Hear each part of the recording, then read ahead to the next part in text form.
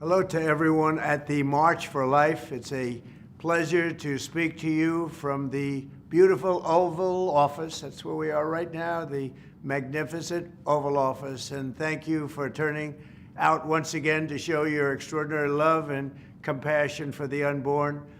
Each year, Americans of every age, color, and background travel to our nation's capital by the tens of thousands to stand up for precious little babies who cannot stand up for themselves. I am proud to be the first president ever to have joined you in person.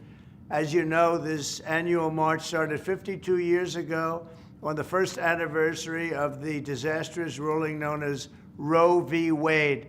That unconstitutional decision took power away from the states and the voters, kicking off 50 years of division and anger.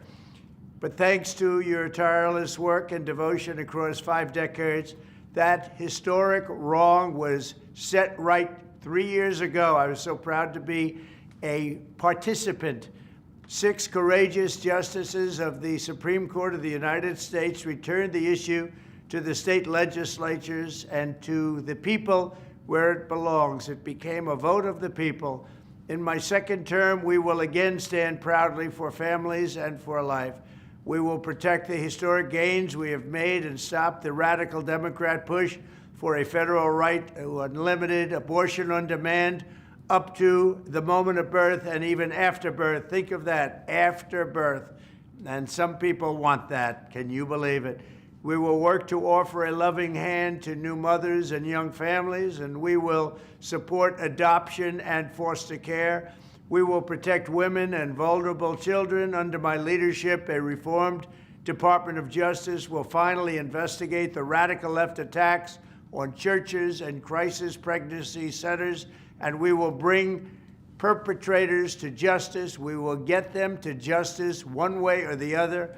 I will also end the weaponization of law enforcement against Americans of faith, and I'm releasing the Christians and pro-life activists who were persecuted by the Biden regime for praying and living out their faith. I just signed that document, and they're being released. One such American was Paula Harlow. At 75 years old, Paula was sentenced to 2 years in prison after praying outside of a clinic. That's why she was sentenced to 2 years. That's what happened under the Biden regime. In her sentencing, the judge mocked her Christian faith while her husband pleaded to be thrown in jail with his wife, fearing she would die alone behind bars. This week, it was my honor to grant a full and complete pardon to Paula and many others who were the victims of this horrific weaponization. Never again will religious persecution be allowed to happen in America. To all of the very special people marching today in this bitter cold, I know your hearts are warm and your spirits are strong, because your mission is just very, very pure, to forge a society that welcomes and protects every child as a beautiful gift from the hand of our Creator. Thank you for never losing hope and never giving up. Thank you for your tremendous support. God bless you, and God bless America.